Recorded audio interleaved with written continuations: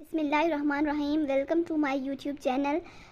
आज के इस वीडियो के अंदर मैं आपको बताने जा रही हूँ domains and range of principal trigonometric function and inverse trigonometric functions. जैसा कि आप जानते हैं कि हमारे पास चैप्टर नंबर 13 का ये मैं ले रही हूँ 13.6 इसका जो है वो नंबर है।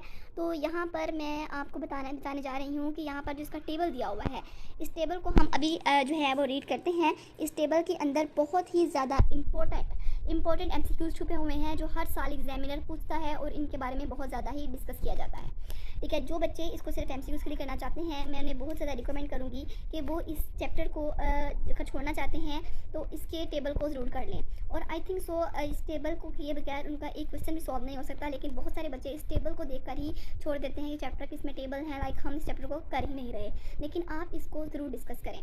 सबसे पहले अगर बात करें तो ये जो फर्स्ट रो इस टेबल में दी गई है, ये इसके अंदर ये है y equals to sine x that is called, ये हमारे पास प्रिंसिपल ऑफ ट्रिग्नोमेट्रिक फंक्शन कहलाता है।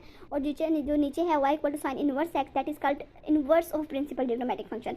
सबसे पहली बात मैं अगर आपको बताऊं तो आपको डिफरेंस पता होना चाहिए प्रिंसिपल में और इनवर्स के अंदर, क्योंकि एग्जामिनर ऊपर बाज़ एग्जामिनर ये y equals to sine x नहीं लिखता, वो लिख देता है what is the domain of principal of trigonometric sine function. तो बच्चे कंफ्यूज हो जाते हैं कि यहाँ पे डोमेन जो है वो -π/2 इंटू π/2 वाली पुट करनी है या -1 इंटू 1 वाली पुट करनी है।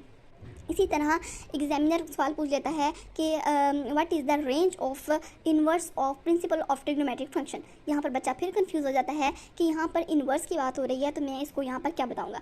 एक और सबसे बड़ी बात, बच्चा जहाँ पे कंफ्यूज होता है, अगर वो प्रिंसिपल का वर्ड यूज़ ही नहीं कर रहा, वो आपको जस्ट ये कह रहा है कि what is the domain of sine function, what is the domain of cos function, तो यहाँ पर भी बच्चा बहुत ज़्यादा कंफ्यूज होता है, क्योंकि डोमेन जो है और रेंज जो है साइन की और कॉस की वो हमें बताई गई है चैप्टर नंबर 11 के अंदर। उसको डिस्कस करेंगे किसी और वीडियो में, तो उसके अंदर वो अलग से बात है। लेकिन यहाँ पर चैप्टर नंबर 13 के टेबल में उन्होंने हमें principle of sine function and principle of sine inverse function के बारे में बताया हुआ है।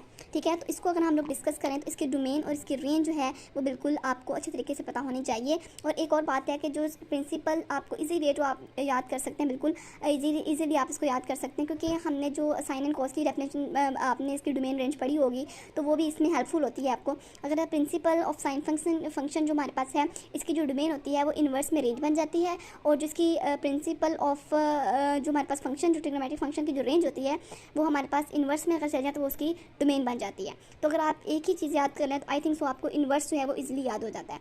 और इस सेकंड अगर बात करें इनके जो कोटेंजेंट रेशियोज हैं, आई मीन टू से कि जैसे साइन की हमारे पास कोसाइन आती है, हमारे पास कोस की जो होती है हमारे पास क्या आ जाती है। Thank you so much.